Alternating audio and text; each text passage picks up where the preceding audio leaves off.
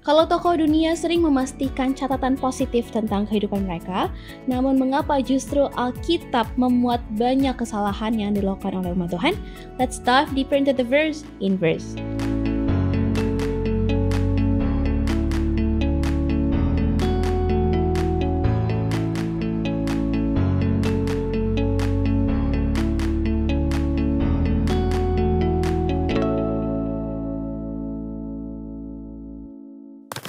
Selamat datang pada diskusi Alkitab Pemuda Inverse, dan kali ini kita masih belajar dari seri Kitab Yosua dan kita belajar dari pelajaran ke-7 dengan judul Penipuan yang Mematikan. Untuk memperoleh pengalaman yang lebih mendalam, kami menghimbau untuk sahabat Inverse mempelajari pelajaran Inverse melalui ebook yang dapat Anda temukan di tautan pada deskripsi video ini sebelum ataupun sesudah menonton video ini. Dan kali ini saya berdiskusi bersama dengan Daryl, Kalena, dan juga Pendeta Ben. Shalom semuanya. Halo. Baik, Pendeta boleh buka dengan doa. Oke, mari kita berdoa. Bapa yang baik yang bertahta di sorga, kami mohon hikmat, akal budi, pengertian dari Tuhan ketika kami mempelajari firman-Mu. Juga para pendengar yang boleh mendengarkan pelajaran firman ini, Tuhan urapi dengan Roh Kudus-Mu. Terima kasih Tuhan, dalam nama Yesus kami berdoa. Amin. Amin. Sahabat Inverse, kita belajar dari Yosua pasalnya ke-9, namun kami akan bacakan ayat 1 sampai dengan 6, 14, dan 15 saja. Yosua pasal 9 ayat yang pertama dan yang kedua. Akal orang Gibeon. Ketika terdengar oleh raja-raja di sebelah barat sungai Yordan, di pegunungan, di daerah bukit, dan sepanjang tepi pantai laut besar sampai ke seberang Gunung Libanon, yakni raja-raja orang Het, orang Amori, orang Kanan, orang Feris, orang Hewi, dan orang Yebus. Bergabunglah mereka dengan seia sekata untuk memerangi Yosua dan orang Israel. Ayat 3 dan 4. Tetapi ketika terdengar kepada penduduk negeri Gibeon apa yang dilakukan Yosua terhadap Yeriko dan Ai, maka mereka pun bertindak dengan memakai akal. Mereka pergi menyediakan bekal, mengambil karung yang buruk-buruk untuk dimuatkan ke atas keledai mereka dan kirbat anggur yang buruk-buruk yang robek dan dijahit kembali. Ayat 5 dan ke-6.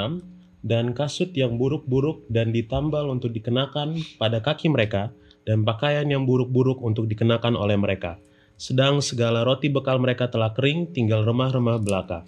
Demikianlah mereka pergi kepada Yosua ke tempat perkemahan di Gilgal. Berkatalah mereka kepadanya dan kepada orang-orang Israel itu, kami ini datang dari negeri jauh, maka sekarang ikatlah perjanjian dengan kami. Ayat 14 dan 15, lalu orang-orang Israel mengambil bekal orang-orang itu, tetapi tidak meminta keputusan Tuhan. Maka Yosua mengadakan persahabatan dengan mereka dan mengikat perjanjian dengan mereka, bahwa ia akan membiarkan mereka hidup, dan para pemimpin umat itu bersumpah kepada mereka.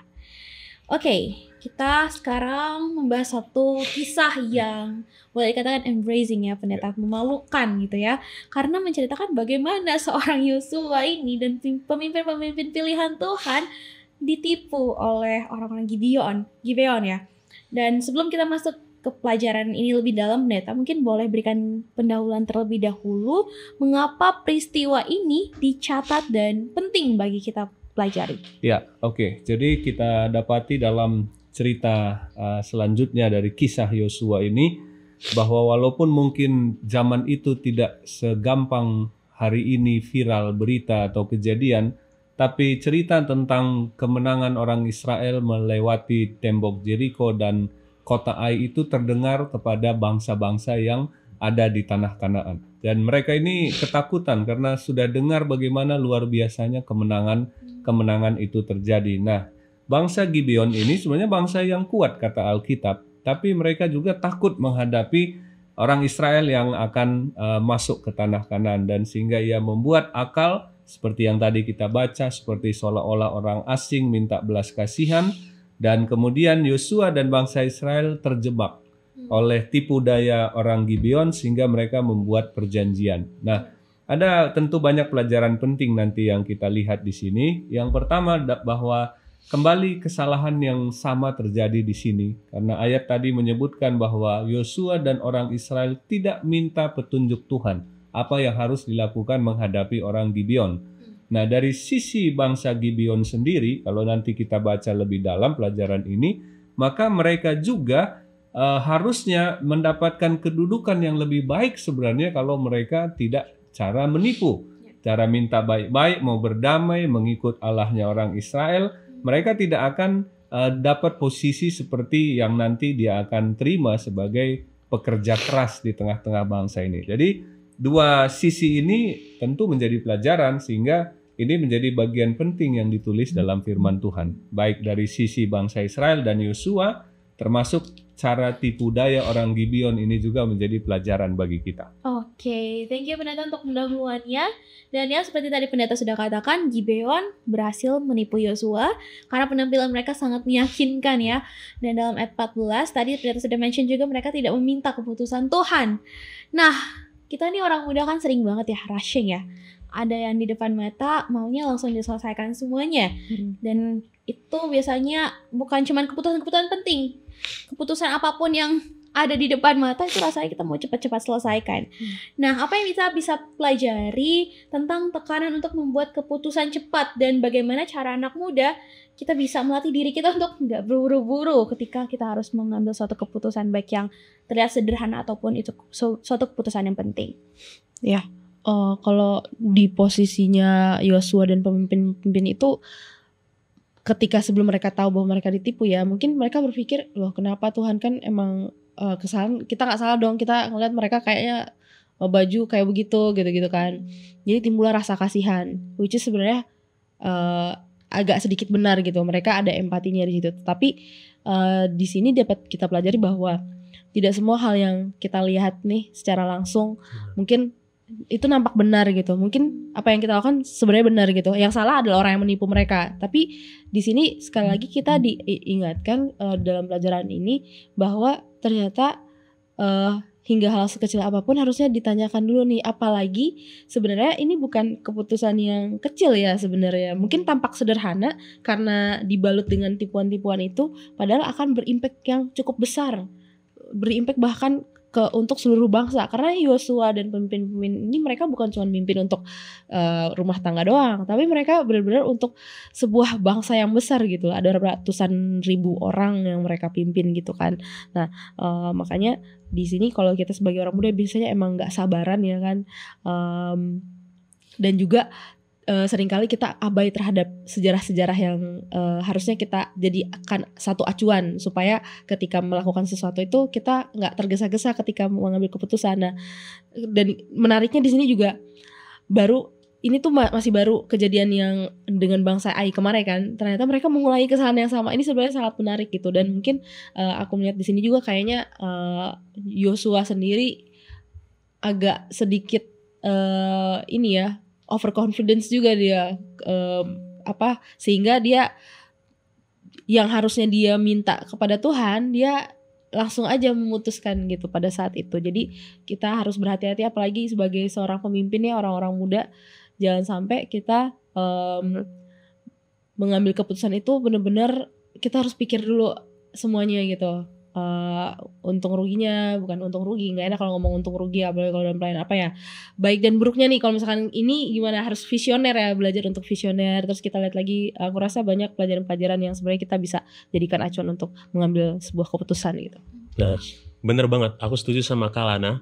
Jadi bicaranya itu pasti caranya itu gimana, paling pertama yang kita perlu pikirkan pasti ada selalu mengambil waktu untuk dipikirkan dan didoakan terlebih dahulu. Sebenarnya jawabannya udah ada di situ ya. Tapi memang lebih gampang di ngomongin ya daripada dibikinnya. Nah, kalau kita berdoa nih, contohnya nih ya, keputusan itu perlu diambil besok. Yaudah kita berdoa malam ini. Kalau keputusannya perlu diambil malam ini, yaudah kita berdoa sekarang atau siang ini.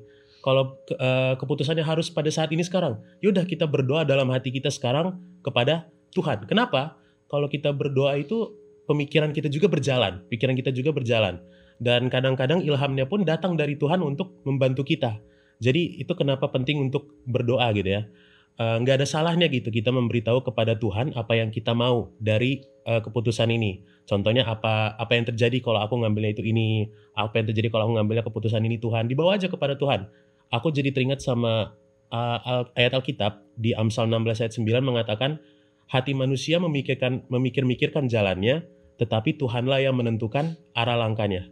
Jadi kita itu sebagai umatnya yang kita perlu lakukan, sebagai anak muda juga khususnya ya, adalah kita mendoakan masalahnya, lalu kita memikirkan opsinya, maka Tuhan yang akan memberi solusinya untuk kita. Ya, sometimes kayak ini sih. Kalau misalnya kita lagi emosi kadang kita selip-selipin emosi kan.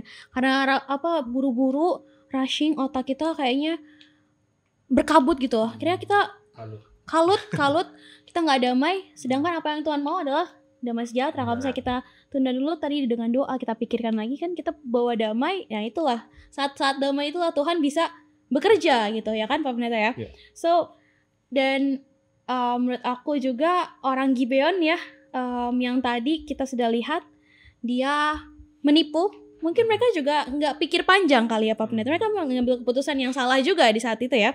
Mereka adalah seorang penyembah dewa yang dewanya ini karakternya katanya banyak nuntut, harus ditenangkan karena mudah marah. Dan ketika mereka mendengar kehebatan Tuhannya orang Israel, mereka langsung wow, amazed. Dan tapi mereka salah di situ kan. Mereka terburu-buru, mereka tergesa-gesa dengan menipu gitu.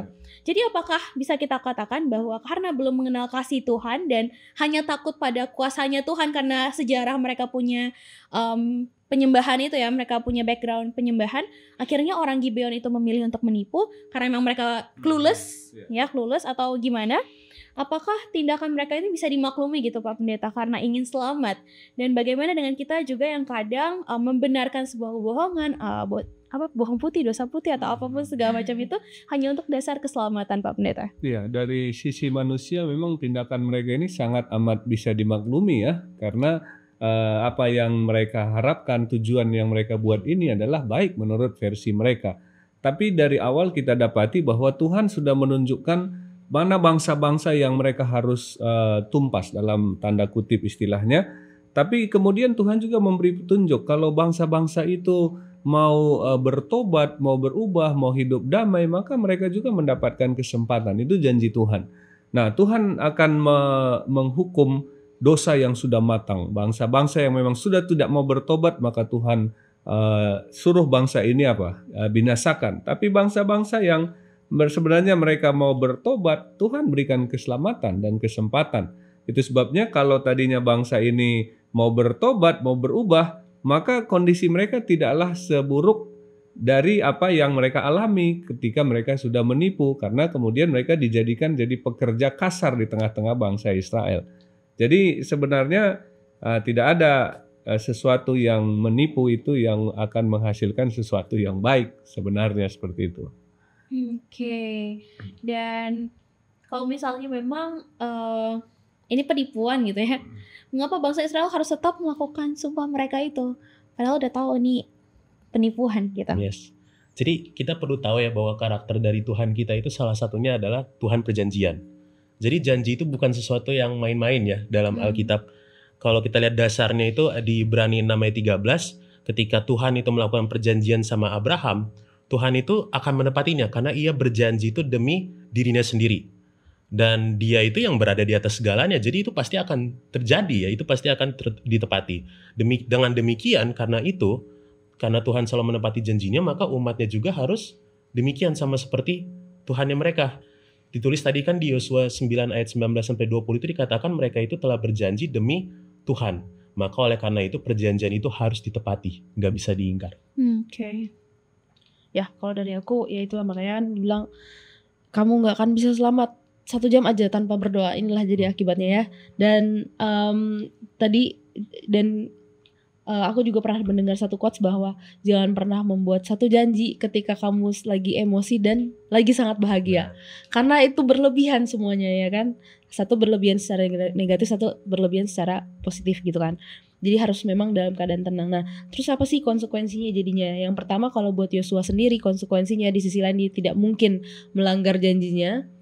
Karena tadi udah disebutkan bahwa dia berjanji atas nama Tuhan. Dan yang kedua akhirnya dia harus kehilangan kredibilitasnya sebagai pemimpin ya kan, karena akibat perjanjian itu dia membuat susah bangsanya ya kan. Tetapi di sini makanya di pelajaran ini kita melihat bahwa setiap keputusan kita itu benar-benar akan berimpact bukan cuma bagi kita sendiri, tetapi bisa bagi begitu banyak orang, dan bukan berimpact cuma detik ini juga, tapi bisa berimpact ke tahun-tahun mendatang gitu kan. Seperti yang kita tahu pada akhirnya kalau dari sisi bangsa Gibeon ya, mereka sebenarnya nggak harus jadi budak, tapi akhirnya mereka harus jadi budak untuk sepanjang ya untuk seumur hidup mereka gitu kan, budaknya bangsa Israel atas perjanjian itu. Padahal sebenarnya kalau mereka nggak pakai tipu-tipu gitu, mereka bisa ngomong baik-baik, Tuhan akan memberikan mereka kesempatan juga kan.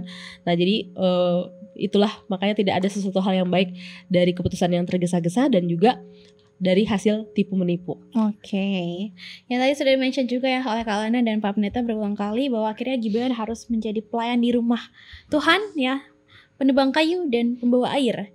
Namun bagaimana hukuman ini justru menjadi satu kesempatan untuk mengenal Tuhan yang benar, Pak Pendeta, dan bagaimana ini menunjukkan bahwa kasih Tuhan itu tetap bekerja bahkan melalui kesalahan. Iya, jadi ini kembali seperti yang pelajaran minggu lalu, bahwa dengan hal yang tidak baik sekalipun Tuhan sedang gunakan untuk menuntun kita dan menyelamatkan kita. Ketika bangsa Israel kalah di kota Ai, ini mengingatkan mereka supaya kembali ke jalan Tuhan. Dan oleh karena akibat suku Gibeon ini sekarang menjadi pekerja di tengah-tengah bangsa Israel, itu juga cara yang Tuhan sedang pakai untuk menyelamatkan mereka. Jadi apa pelajarannya bagi kita, bahwa segala sesuatu Tuhan gunakan untuk menuntun kita di jalan yang Dia kehendaki.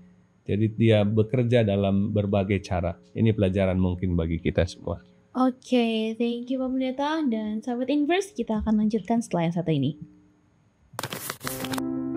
Bosen, ngantuk, malas, nggak ngerti?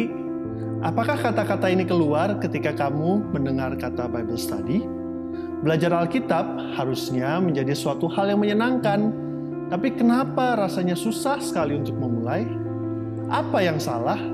Apa yang harus dilakukan agar belajar Alkitab rasanya tidak begitu-begitu saja? Banyak orang bilang ada banyak jalan menuju Roma. Jika pepatah ini benar, kami percaya Tuhan pasti sudah sediakan lebih banyak lagi jalan menuju Alkitab, menuju Dia. Hanya saja, jalan-jalan itu mungkin belum terlihat oleh kita. Tapi kita bisa meminta. Yesus pernah berkata dalam Matius 7 ayat 7, "Mintalah, maka akan diberikan kepadamu. Carilah, maka kamu akan mendapat. Ketuklah, maka pintu akan dibukakan bagimu." Bagaimana cara memintanya? Lewat doa.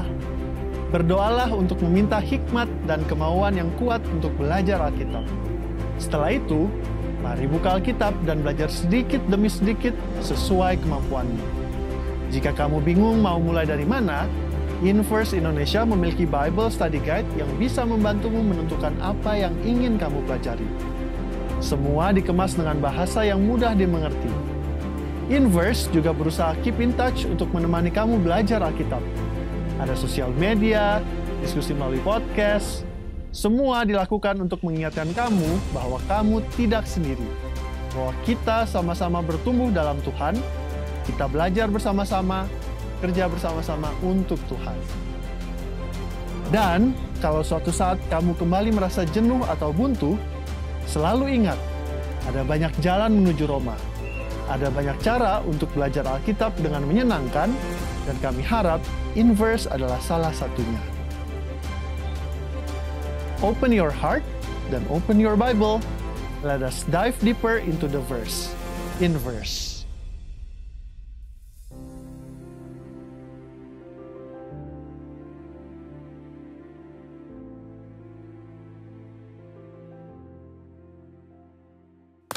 Baik Sobat Inverse, terima kasih untuk tetap bersama-sama dengan kami. Oke, dalam hal apa kita tergoda untuk meniru tindakan Yosua dan pemimpin Israel ketika menghadapi pilihan-pilihan yang sulit mungkin? Ya, jadi secara psikologi mungkin kita memahami ya kondisi Yosua dan bangsa Israel. Sudah agak capek mereka perang-perang terus. Jadi tiba-tiba ada orang Gibeon tiba-tiba minta baik-baik, berdamai, sehingga ya mereka pikir ini kesempatan untuk berdamai dengan mereka. Tapi ini keputusan yang tidak tepat karena tidak ditanya sama Tuhan. Jadi apa pelajaran dari cerita sejarah ini? Kembali seperti yang kita sebutkan di awal, bahwa dalam hal-hal yang kecil bagi pandangan kita pun, dari hal-hal yang sepele pun, kita selalu perlu melibatkan Tuhan. Kita perlu selalu bertanya kepada Tuhan, minta petunjuk Tuhan. Walaupun saya bilang juga, Tuhan tidak lagi berbicara seperti zaman dulu sekarang ini kepada kita. Tapi ketika kita menyerahkan segala sesuatu, maka dalam keputusan-keputusan dan pilihan yang kita buat, saya percaya Tuhan bekerja membuat kita untuk membuat keputusan yang terbaik. Kalau dari aku untuk pelajaran ini jangan pernah membuat satu keputusan based on perasaan aja ya. Apalagi khususnya bagi orang-orang muda wanita yang sering kali menggunakan lebih banyak perasaan tanpa logika dan lain sebagainya. Jadi ketika kita membuat satu keputusan, kita perlu banyak perasaan itu perlu dilibatkan, tetapi tidak bisa terlalu besar di situ.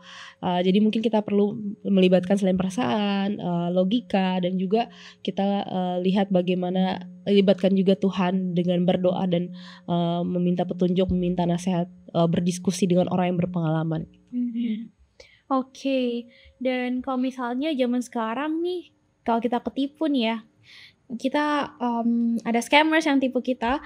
Biasanya banyak yang mungkin bikin share pengalamannya sebagai warning ya, mungkin banyak di media sosial ya. Tapi ada juga yang merasa untuk takut sharing karena takut dianggap bodoh ya kan. Karena pasti ada yang komentar kan, kok lo gitu sih, kan udah banyak yang ketipu. Emang gak lihat berita, kurang main ya lo gitu-gitu kan, biasanya kayak gitu.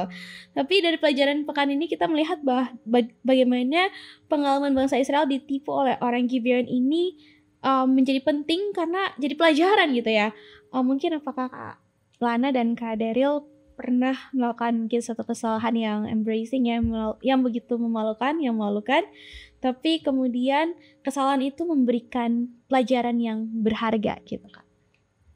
Kalau dari aku mungkin ya pernah ya tertipu sama satu oknum lah gitu ya. Jadi dia dengan image-nya, pekerjaannya, dan juga ternyata image yang dibuild di antara teman-temannya itu adalah dia adalah orang yang baik. Ternyata gak gitu juga. Jadi dia ngakunya penipuan dalam hal apa nih Kak? Dalam hal biasalah hubungan asmara ya kan. Kita jelas dulu apa nih penipuannya ya kan. Ya dia ngakunya jomblo banget, ternyata udah punya cewek ternyata setahun gitu. Cuman ya menurut aku itu agak embarrassing banget ya, karena ternyata wah saya dijadikan yang kedua gitu kan. Cuman nggak apa-apa, dari pengalaman itu jadi bisa lebih berhati-hati lagi, lebih banyak. Jadi kalau misalkan dikenalin nggak cuman based on info yang kita dapat dari dua orang, berdoa juga, terus kayak cari info lagi dari yang lain gitu, orang ini seperti apa. Nah makanya perasaan yang menggebu-gebu gitu ya, jadi makanya bahaya. Based on perasaan doang tuh bahaya. Kalau pengalaman memalukan banget, sebenarnya aku kayaknya belum ada ya. Tapi kalau memalukan aja banyak, karena kan itulah hidup ya. Pasti banyak banget momen memalukannya gitu. Kayak pelajaran kemarin kan dibilang kita itu harus mengalami kegagalan baru menang. Nah, mungkin kalau aku keinginnya barusan aja terjadi tadi malam. Jadi aku tahu kan bahwa hari ini kita akan belajar. Jadi pastinya pengen tampil yang terbaik dong ya. Ngeliat ke kaca nih, kayak ini nih cukurnya, jenggotnya dan kumisnya rada-rada kurang rapih nih. Cukur lah tadi malam. Itu waktu udah jam 12 malam tuh saya mencoba cukur. Nah alhasil jadilah tersayat ya di sekitar sini. Nah memang semestinya dipikirkan kembali gitu ya. Bisa aja cukurnya tadi pagi atau sebelum berangkat ke sini biar lebih fresh mata. Otak juga udah lebih fresh karena baru bangun tidur. Tapi karena keputusan yang sangat buru-buru, ya akhirnya jadi kayak gini nih, harus ditanggung sampai sekarang dan kelihatan ke semua orang nih. Semua orang udah langsung kelihatan. Berapa ribu orang nonton videonya. Jangan ada yang close up ya. Oke, jadi memang keputusan yang terburu-buru melibatkan emosi yang terlalu banyak ya kan. Karena mau tampil yang terbaik, aku pengen aku gitu mungkin ya, nggak tahu ya Kak ya. Tapi ketika kita maunya untuk aku yang kelihatan, mungkin jadinya itu agak miss gitu ya. Dan mungkin memang harus kita libatkan Tuhan lebih dalam lagi. Mungkin sebelum cukur boleh tanya, Tuhan ini aku cukur dulu atau besok pagi aja. Tapi sebenarnya based on ini harusnya besok pagi aja kan udah malam ya. Tuhan suruh untuk tidur dulu mungkin ya. Oke, thank you untuk sharing pengalaman ya kakak-kakak ya. Dan tipu daya Gibeon itu begitu meyakinkan tadi ya, sampai Yosua itu tertipu tadi ya. Dan sekarang kita juga mungkin dihadapkan dengan penipuan tipu daya rohani yang ada berperang saat ini, yang melibatkan kita.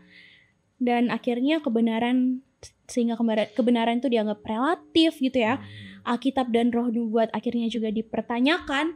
Dan menurut Anda bagaimana kita bisa tetap mempunyai iman yang kritis tapi juga tidak skeptis gitu ya Pak Pendeta, seperti di 1 Tesalonika 5 ayat 21, ujilah segala sesuatu dan peganglah yang baik.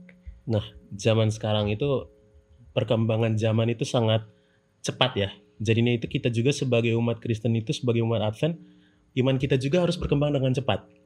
Kalau kita lihat sama seperti perkembangan teknologi, kita juga perlu berkembang. Kenapa? Karena pengetahuan juga itu semakin berkembang, pengetahuan semakin bertambah-tambah. Nah, gimana caranya? Kalau menurutku kita itu harus punya iman yang ingin tahu. Tapi di luar itu juga kita harus mempunyai dasar yang kokoh. Ingin tahu ini dalam artian kita itu mempertanyakan kepada Tuhan. Semua yang terjadi dalam hidup kita, kita tanyakan kepada Tuhan. Gimana ini Tuhan? Apa yang harus aku ambil? Apakah ini benar? Apakah ini baik? Apakah ini buruk?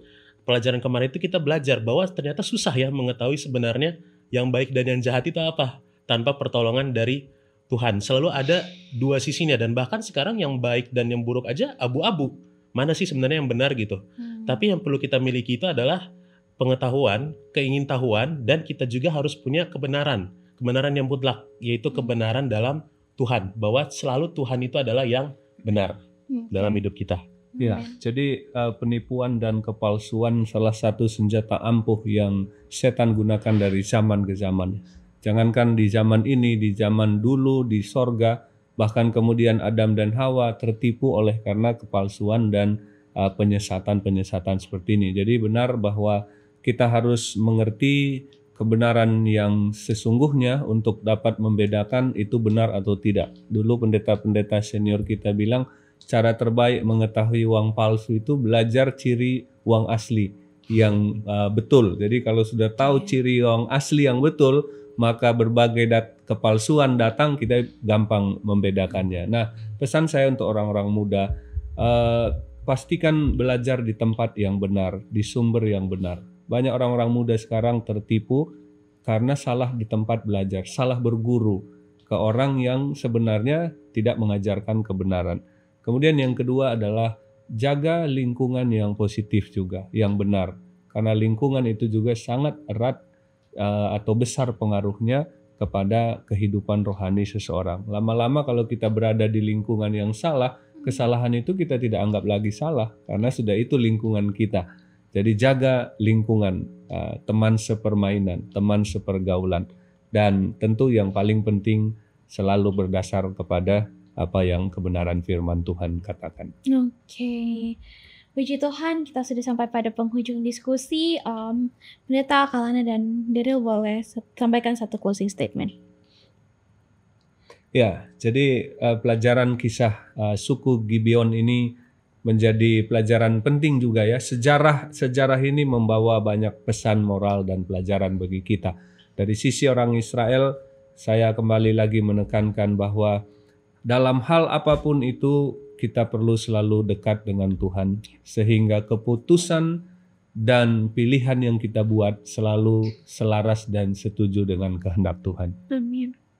Kalau dari aku, dengan pelajaran ini, hati-hati dengan segala sesuatu hal yang mungkin tampaknya baik atau benar, karena di balik itu semua belum tentu itu benar gitu. Apalagi kalau kita menilainya hanya dengan perasaan. Yes.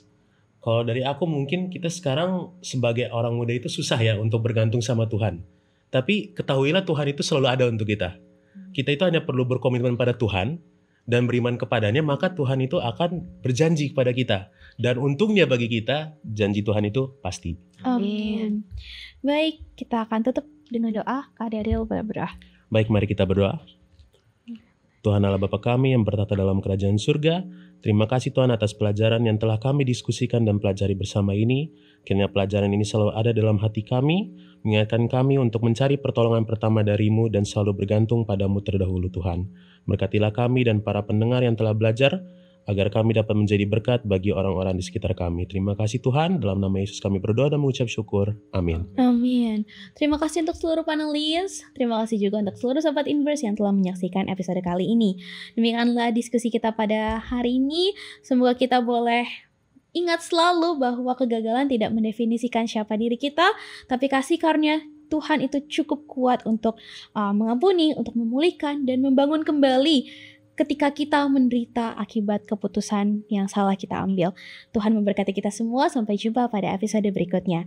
And remember to always dive deeper into the verse in verse. Bye.